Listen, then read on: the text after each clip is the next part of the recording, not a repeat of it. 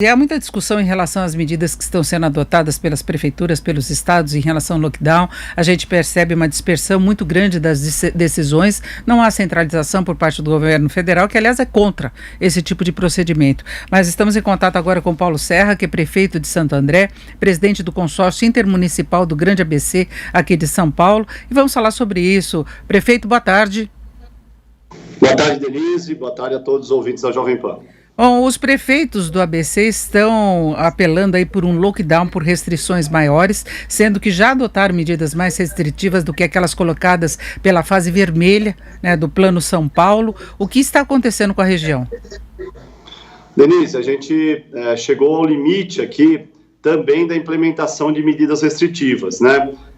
A gente vê que a curva e a taxa de ocupação de leitos não diminui, né? O ABC ainda conta, não são todas as cidades que estão com 100%, né? O caso de Santo André, como nós mantivemos os hospitais de campanha abertos, nós estamos com 91% de ocupação, mas uma situação muito preocupante. E o que a gente tem visto é que a gente precisava dar um passo ainda para medidas mais severas, mas que esse passo só pode ser dado com uma articulação, uma determinação do governo do estado, porque a região metropolitana é uma região, como você bem sabe, conurbada, em que há aquele movimento pendular das pessoas que trabalham numa cidade, moram em outra, consomem em outra. Então não faz sentido uma iniciativa ainda mais restritiva de forma individual, né? As cidades, elas têm que se unir, a capital tem que ser incluída, inclusive, nisso, e principalmente o transporte público metropolitano. Não dá para a gente restringir mais, não dá para a gente fazer com que menos pessoas circulem, caso o governo do estado não se envolva diretamente nessas medidas. E é baseado nisso o nosso pedido. É muito diferente de Araraquara, de São José do Rio Preto, de Campinas ou de Ribeirão Preto, em que essas cidades são a cidade sede, né, daquela região. É como se fossem as capitais daquela região do interior do estado. Aqui, a região metropolitana, onde está concentrado mais de 20 milhões de habitantes, a articulação ela tem que ser regionalizada, porque são grandes cidades que praticamente não têm divisa umas com as outras. Agora, prefeito, como é que o senhor vê a decisão aqui da capital de São Paulo, do prefeito Bruno Covas, de antecipar feriados, mudar o horário de rodízio para tentar interromper as atividades por alguns dias, começando a partir de sexta que vem? Ele recebeu algumas críticas do governador, que acha que isso deveria ter sido melhor discutido pelo Estado. O senhor acha que isso ajuda na região do ABC ou não? Olha, se o nosso plano A, vamos dizer assim, Denise, é o lockdown.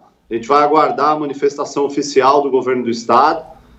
Eles pediram que esse final de semana feche a semana epidemiológica, né, junto ao centro de contingência. A gente deve ter, no final de semana, uma manifestação oficial do estado. Mas, caso o lockdown não seja decretado pelo governador, a gente deve também se reunir na segunda-feira para deliberar sobre seguir essas medidas da capital. Na minha opinião, não é o ideal, mas tem também um efeito melhor do que o que a gente está vivendo hoje. A gente precisa caminhar ainda mais na questão da restrição neste momento que a gente está vivendo. Eu nunca defendi lockdown, acho que essa é uma medida extrema, né? Jamais nas condições normais da sociedade eu defenderia uma medida assim. No entanto, a gente está vivendo uma situação de exceção, né? É praticamente uma guerra que a gente está vivendo, com o número de óbitos que o país acumula, e no estado de São Paulo não tem sido diferente, por isso essas medidas mais extremas. Agora, prefeito, como é que está a situação na região? Tem um lockdown noturno? Isso, noturno sim, a gente está a partir das 22 horas para o transporte coletivo, a partir de amanhã, mesmo aqueles serviços essenciais, né, basicamente mercados, postos de combustíveis e farmácias, vão fechar às 19 horas, e a gente tem fiscalizado aí a circulação de pessoas para que a gente reduza o índice de infectados e, consequentemente, o número de internações. Mas, repito, a gente precisaria de um passo a mais nas restrições por um curto espaço de tempo para que a gente tenha números como, por exemplo, a cidade de Araraquara apresentou após o lockdown e vários países da Europa que implementaram o mesmo modelo. Chamou a atenção, inclusive, que a França está adotando pela terceira vez, pela terceira onda, né, da pandemia. Sim. É uma situação muito complicada, né, que há uma divergência muito grande em relação a isso, uma situação difícil do lado do comerciante, do lado daquela pessoa que depende da atividade para ter alguma renda. Como é que o senhor vê essa situação toda, prefeito, para lidar de um lado com uma crise econômica que pode ficar muito mais séria, com desemprego, de outro lado essa pandemia completamente descontrolada, né, com incapacidade de atendimento, mesmo abrindo novos hospitais de campanha, mesmo ampliando aí os leitos nos hospitais disponíveis. Como é que é lidar com essa situação? É muito difícil, nós não temos nenhuma alegria, eu como prefeito, como nascido aqui em Santo André, morador, frequentador da cidade, né, não tenho nenhuma alegria em decretar o fechamento, a suspensão de atividades, né, é muito triste também, mas a preservação da vida tem que ser colocada sempre à frente de qualquer tipo de decisão.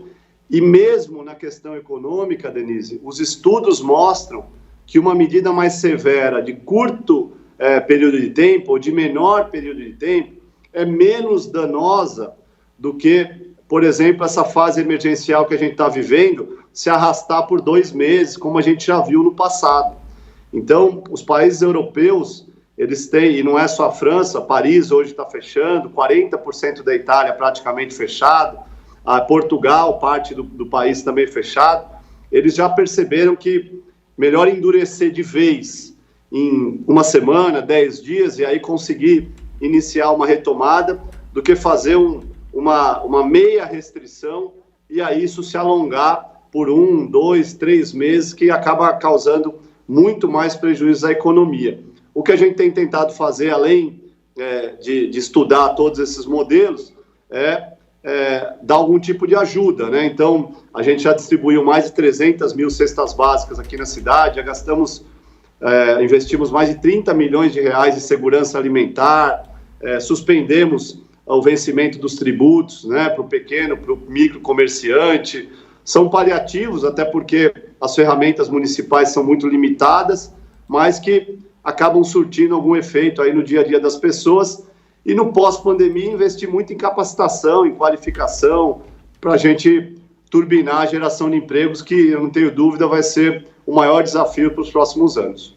Agora, prefeito, já há alguma conversa agendada com o governador de São Paulo para a tomada de decisões, para atender talvez essa reivindicação da região? O secretário Marco Vignoli agendou uma conversa para domingo às 16 horas, né, virtual, né, nesse mesmo formato aqui, e nós estaremos lá representando o consórcio para atualizar essas deliberações com o governo do estado. Bom, perfeito. Nós conversamos aqui com o prefeito Paulo Serra, da cidade de Santo André. Ele é presidente do consórcio intermunicipal do Grande ABC, que não é mais apenas ABC, são muitas cidades, né, prefeito?